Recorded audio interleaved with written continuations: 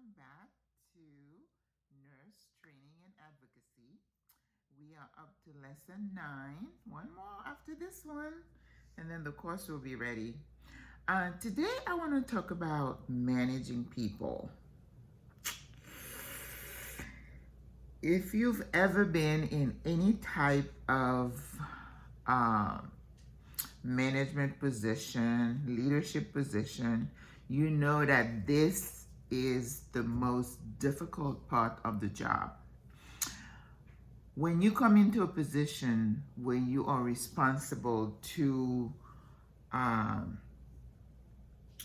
some type of leadership, and then you have a group of people that you have to manage, your job is not an easy one. And anyone who has been in leadership will tell you that this is the most difficult part of their job. It's not the report, it's not the presentation, it's not hiring, it's managing people. Let's take a step back. You hear a lot of people saying that, oh my gosh, there is no work ethic anymore. People just are not appreciative of their job. They don't show up for work. They have no sense of responsibility. Well, let's think back. I'm a baby boomer, and I don't want to go down all the different names for the group, but I know after that come the millennials, I guess in their 30s now and early 40s. Then you have Generation X, Generation Y, or whatever, get younger and younger. What if I was a sociologist, I would tell you that people like me who are a product of the World War II, where people had been through difficult situation, and then now you had the revolution of work and businesses and technology, and things have evolved. So people have a more of a sense of duty. They were appreciative of their job. People worked and they expected to work at the same company for a long time. Then you had the, what do they call those things? The word escaped me. But you have those organizations that protected the workers. What did I call those? My gosh, you see, my dementia is showing. But anyway, there was a sense of we have to protect the worker, and people were appreciative of their job. But now with the Industrial Revolution, the technology revolution, people have options. So now people don't stay in jobs for 10, 20, 30 years anymore because they can go here and there. I remember when I started my business in 1999, the first one, you were taught that if on your resume they see that you job hop, that means you went to different other jobs, it didn't look good. Well, now, if you have a worker who stays with you for a year or two, you're in luck, because in their mind, they are looking for certain benefits of a job. And if that job doesn't satisfy certain things that they have in their mind, not what you think, what they think, then they move and they go somewhere else. So if you are managing people, you have to look at your pool of people and realize where they're coming from. The older generation like myself, we might put up with a lot of things. We might not be happy, but we're not going to jump ship until we have another job. The Generation Xer, they'll jump ship and then try to figure it out later on. If you think that you're going to make him toe the line, So you have to use psychology to understand where your people are, what drives them, what their ideologies are, what their hopes and dreams. Now, I even read, like we were told that, the American dream, you have to have a picket fence and you have to get a house and you buy a car. But they bamboozled us, because when you buy a house, by the time you get through the mortgage after 30 years, you have paid 3 times the value of that house. Whereas people like my mom or people a little older than me, they saved, then crunched the numbers and they paid cash for their $35,000 house. That's not what we do now. We don't teach people that. And that's why we had the crisis in 2008. People were buying homes. They had no business buying. You know you can't afford to live in no 4,000 square foot home and you making $20 an hour. What are you thinking? But they paint the picture and they cut you in that snare and and they cut you. And then you have to file bankruptcy and it's like, oh, woe is me. You know, it's really hard for me to feel sorry for people who get themselves caught and stuff like that. If you can't afford something, you can't afford it. You do not need to be, trying to live up like the neighbors. They're not paying your bills. People don't have any savings because we just spend on the nails, the hair, and everything else. So, first of all, understand that you have to know where people are coming from. The younger generation, they're looking for work-life balance. They're not going to be working no 4 12 hours in a row. They're not going to be doing 3 12-hour, 3 16-hour shift doubles. They're going to quit. So now we are bemoaning the staffing shortages, but the average time of age of a nurse is in early 50s. We are retiring. So part of the problem nowadays is that people are like, screw this, I'm retiring. I'm 55, I'm going to take early retirement. And you can't tell them no, because people cannot work under these conditions anymore. And the employers, I just posted something on one of the channels, like this administrator is saying, why am I paying an LPN, CNA, an administrator's salary because I can't have anybody come to work? And they have the price gouging issue going on. I used to own a staffing agency, and some of the stuff I see happening now, I am so glad I'm not in that business, because there is no way I could, with a conscience, charge these nursing homes the rates that those staffing agencies, they're just going crazy with it. And that's too bad. And again, it's that greed. Greed makes you do a lot of things. And then they say, oh, we have to cash in while the iron is hot. We're gonna make these millions now. I like to sleep with a clear conscience, and I know I couldn't do it.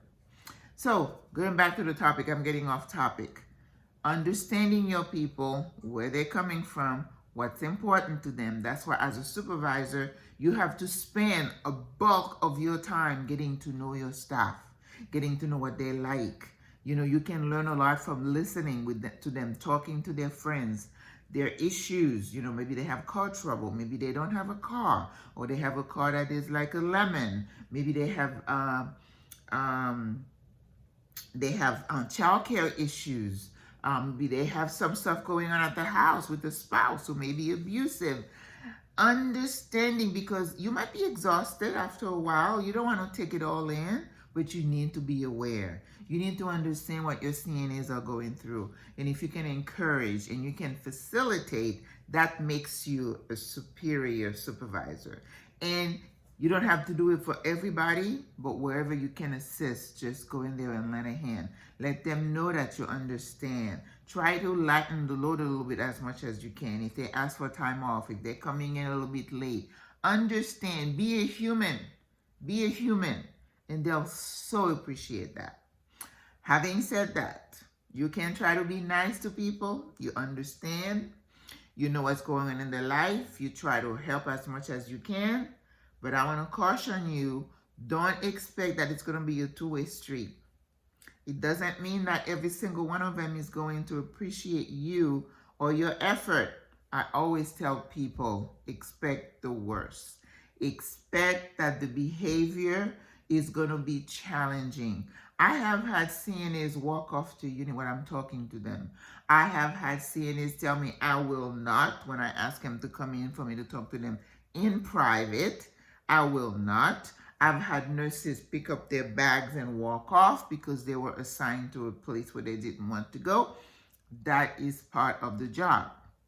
Does that mean you're not a good supervisor? No. But understand that people are wired differently and you cannot control their behavior. You can only control your response to it. So don't let those things discourage you and make you feel like I'm a failure because I should have convinced that nurse to stay. Sometimes you have to let people go. I let them go. I said, okay, this is what we're dealing with here. This is what I had an issue with a couple of CNAs. I remember I had a facility. It was night shift. Usually on night shift, a lot of them don't do anything. They just go and make rounds. They say, well, at 4 o'clock, I'll go change the people before the shift change. And if you were to go like around 2 o'clock, some of them are asleep, or they have the radio on. They warming their food. I'm listening to music.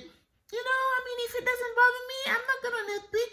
As long as you make your rounds and I don't find your people on the floor. But I had gone to one unit and I said, okay, I need one of you to go to this unit. And then this one who, I guess she made herself the spokesperson, and she said to me, she looked at me, she's like, nobody's gonna move over there. I said, excuse me? She said, nobody's gonna move over there. I'm like, okay.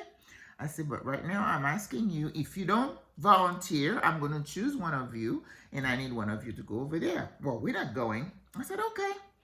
So I go to the list and I see whose turn it was. I said, so-and-so, I need you to go over there. I said, and if you refuse to go, you can go clock out, and I'm going to go do your job. Because I said, I'm not above changing a few patients. A big patient, I can do it. But what I'm trying to tell you is that you have to show that you're strong. You don't have to be upset. You don't have to disrespect people.